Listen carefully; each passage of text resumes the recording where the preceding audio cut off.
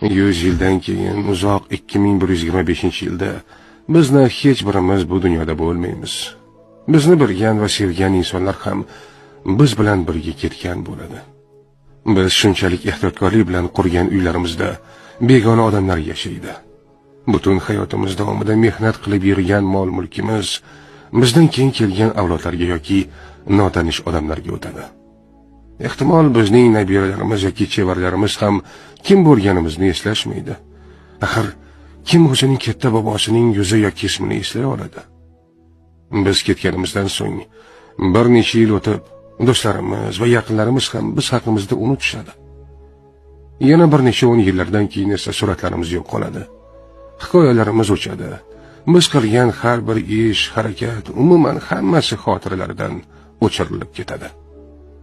Va oxir-oqibat bizni bilgan eng so'nggi inson ham bu dunyoni tark etganda biz hech qanday iz qoldirmagan bo'lamiz.